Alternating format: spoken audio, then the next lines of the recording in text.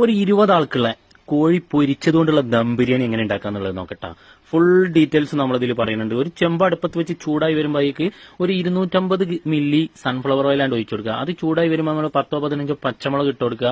1 കിലോനിക്ക് 400 gram എന്ന രീതിയിൽ cut ചെയ്ത സവാള ചേർത്ത് കൊടുത്തിട്ട് പാകത്തിന് ഉപ്പും കൂടെ ഇട്ടിട്ട് ഇളക്കി വേവിക്കുക.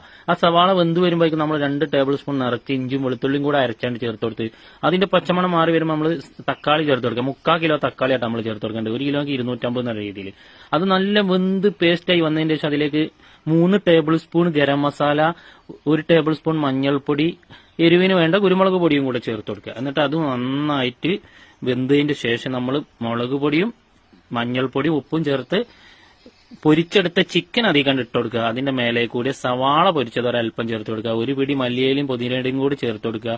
അതിക്ക് 250 ഗ്രാം തൈര് ചേർത്ത് കൊടുക്കുക. എന്നിട്ട് നന്നായിട്ട് ഇളക്കി യോജിപ്പിച്ചതിന് ശേഷം ഇതിൽ മസാല ആവശ്യമായിട്ട് ഉണ്ടെന്നുണ്ടെങ്കിൽ ഒരല്പം ചുടുവെള്ളം ഒഴിച്ചു കൊടുക്കട്ടെ. എന്നിട്ട് ഇതാ ഒരു 80% വേവിച്ചെടുത്ത റൈസ് അതിലേക്ക് 1 ലെയർ ഇട്ട് കൊടുത്ത് അതിന്റെ മേലെ നല്ല പൊരിച്ച സവാളയും ക്യാരറ്റ് മല്ലിയില പുതിനയില എല്ലാം കൂടെ ഇട്ട് കൊടുക്കുക. ഒരല്പം ഗരം മസാല കൂടി വിതറി കൊടുക്കുക. എന്നിട്ട് അടുത്ത ലെയർ ചോറിടുക. അതിന്റെ മേലെ കൂടി നല്ല നെയ്യ്, ശുദ്ധമായ നെയ്യ് ഒരു 150 ഗ്രാം ആണ്ട് ഒഴിച്ചു കൊടുക്കുക. എന്നിട്ട് അടച്ച് വെച്ചിട്ട് ഒരു 40 മിനിറ്റ് ലോ ഫ്ലെയിമിൽ, അതായത് അടുപ്പിന്റെ മേലെ ഒരു തവ കയറ്റി വെച്ചിട്ട് അതിന്റെ മേലെ വെക്കണം കേട്ടോ. അടിപൊളി ബിരിയാണി തയ്യാറ്.